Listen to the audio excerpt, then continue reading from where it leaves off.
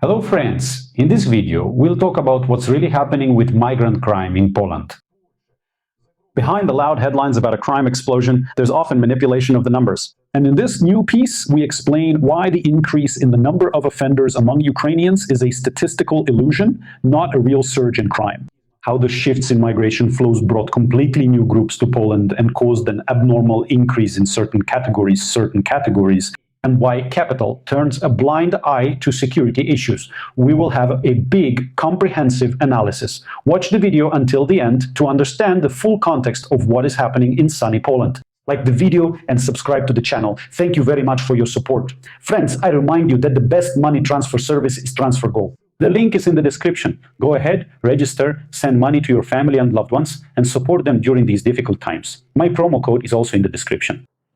But let's get down to business. The publication is Cry ZPL. They have a very loud headline. Crime among Ukrainians in Poland has increased by 21% over the year. And in the first 6 months alone, there have already been 11,000 crimes. Impressive. Impressive, my friends. And for the average Kowalski who reads such newspapers over his morning coffee, something instantly clicks in his head. That's it. Disaster. We're screwed. It's over. Crime. Ukrainians have flooded the streets. Explosion. But let's tone down the tension. And let's apply a systematic analysis to see how completely accurate facts can be put together into total nonsense. Part 1. What is the truth? Let's state right away. The numbers given in this article, I checked them all, they're not made up and not an outright fake. The main directorate of the Polish police really does record such data. In 2024, there were 14,000 criminal incidents involving Ukrainian citizens. In 2025, this number increased to 17,000. So that's the same plus 21%. In the first half of 2026, the count had already reached almost 11,000. There are no questions about the numbers. The questions arise about how and why these numbers are presented. What's the trick? Basically, the anatomy of this statistical fraud. This is where it gets interesting. The area where dry police reports meet the craft of political spin. What's the trick, you might ask? Substituting episodes for people. That is an act instead of a person. In criminal procedural statistics, there is a fundamental difference between a recorded criminal episode and the suspects. Arrival and the act itself are confirmed. The material claims that crime is rising overall. But if we open the breakdown by categories from the same police report, the picture becomes more complicated. Look.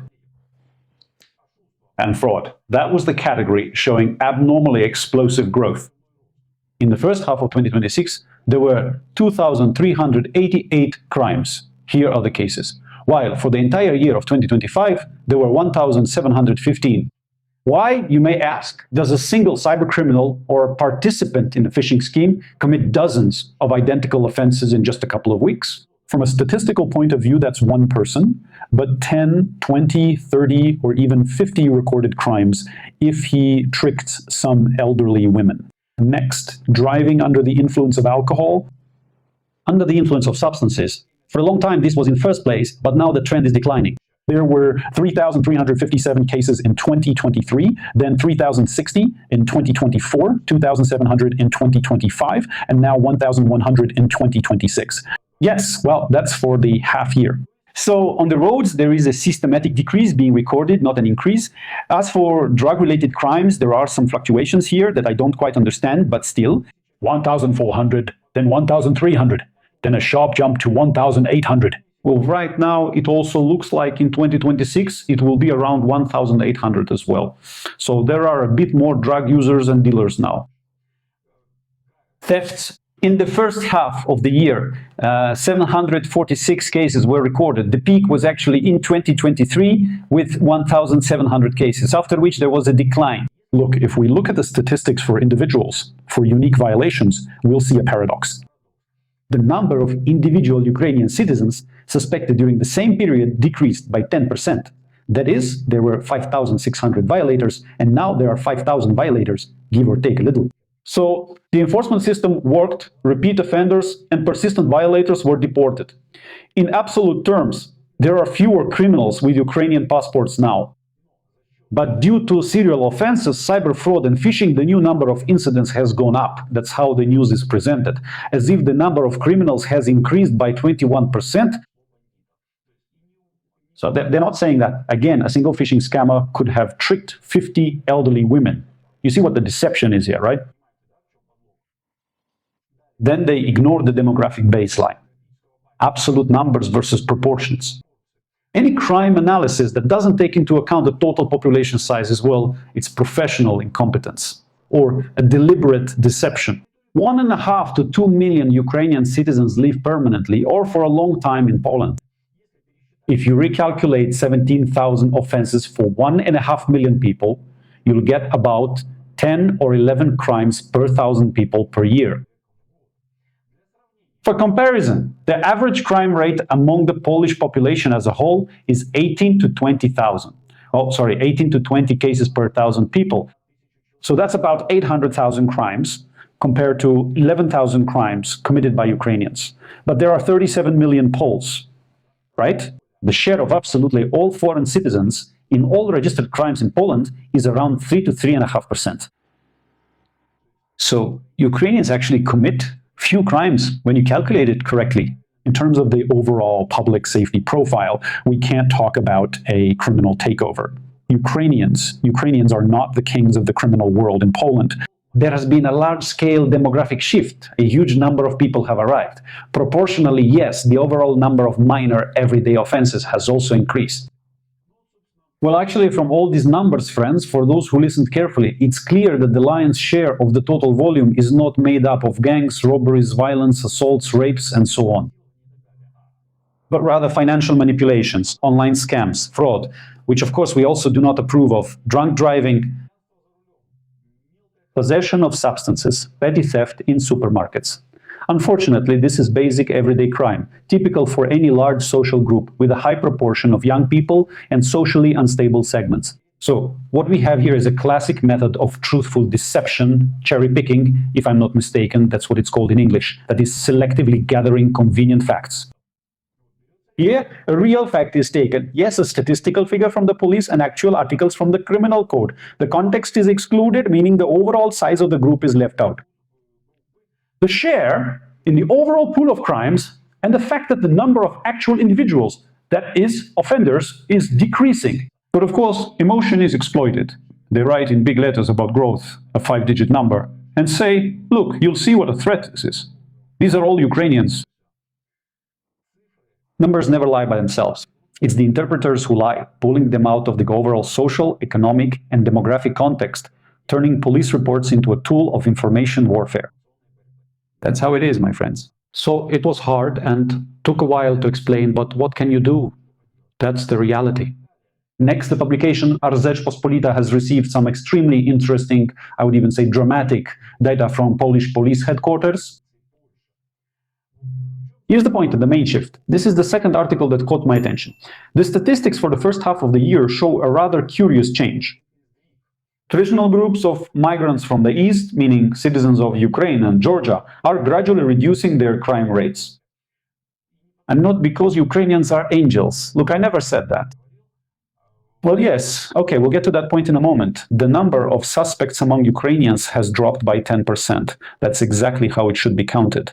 And among Georgians, after the most notorious ones were deported, it dropped by more than 30%. And this is not a coincidence or a strange accident. This is a direct result of a strict rule. It had an impact. Polish law enforcement officers, without any sentiment, issued expulsion orders to almost 1,500 people in just 6 months for violating public order. But as they say, nature abhors a vacuum, and the labor market does not tolerate a shortage of cheap labor.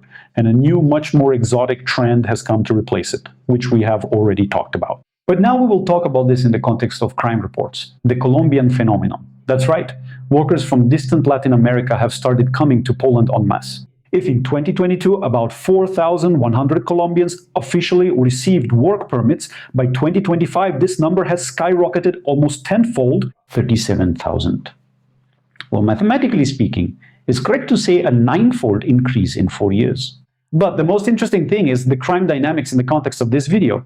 In 2022, there were 7 Colombian suspects. In 2023, 22 people. In 2024, 127 people. In 2025, 324 people. That's a 155% increase in 1 year, with the number of work permits issued remaining the same. The first half of 2026 already has 239 people. That means they've already reached 3/4 of the total from last year. Let's call that the norm, yes, compared to the numbers for the entire previous year.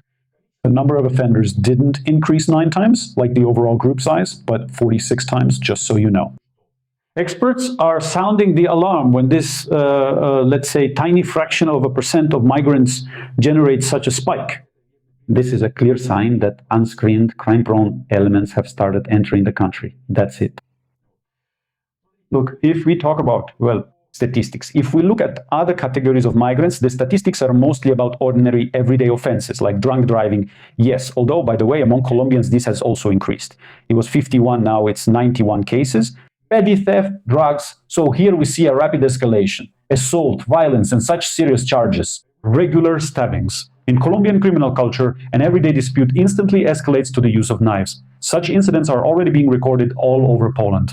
From the high-profile murder of a Pole, he was 41 years old in the town of Novo, where during a fight at the market, a Colombian from the meat department stabbed his opponent with a knife.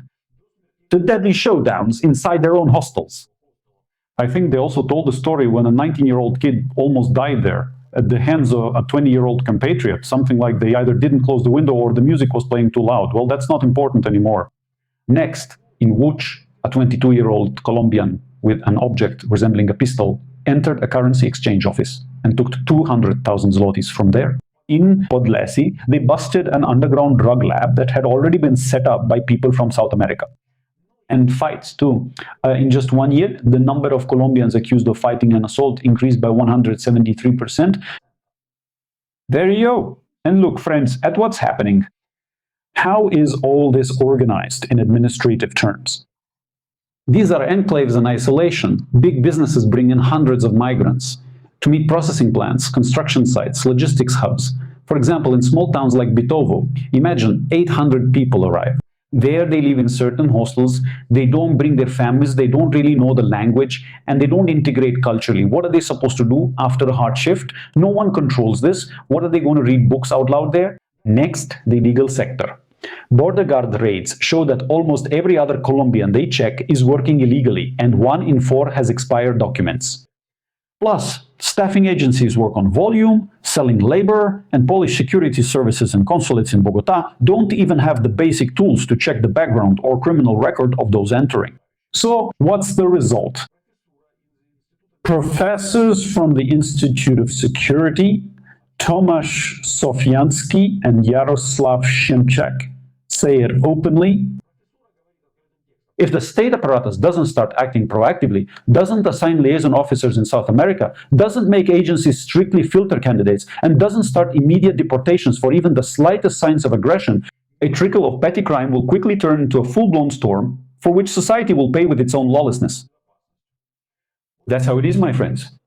Write in the comments what you think. Will the Polish bureaucratic system be able to adapt and implement proactive screening further afield, so to speak? Or is it easier for capital to just say, to hell with it, we'll endure, it's nothing serious? And you'll endure it too, because, well, when you think about it, there's street crime, but at least we have cheap labor. Write your opinion in the comments. I enjoy reading everything, and I suggest we discuss it. Yes, you can write. Why are you sitting there in a Banderite shirt? Who gave it to you? Show me this employer. This is actually a shirt I bought in Poland, a sunny, beautiful shirt, I'll tell you, it's gorgeous. Yes, of course, it's not a Banderite shirt, it's the flag of Angola. Almost. Yeah, by the way, okay, this is a bit off topic, but I just remembered, like, Karol Nawrocki's shouts about how that's a Banderite flag, it won't be in Warsaw. I think even the Angolan embassy probably got a bit tense, like, damn, what are we supposed to do? All right. All jokes aside, but still, the topic is serious and interesting. I'll say it again. Ukrainians are not angels. They commit crimes, we condemn that, but let's be honest. They commit fewer crimes than almost anyone else. At the very least, definitely fewer than Georgians and fewer than Poles. All right, friends, that's all. Please like to support safety. Thank you very much for your attention. Take care of yourselves and your loved ones. Big greetings to the working class, to turners, milling machine operators, warehouse workers, office drones, eyebrow mechanics, to truck drivers. Truck drivers are awesome. They listen to the end because their hands are busy. Take care of yourselves. See you next time.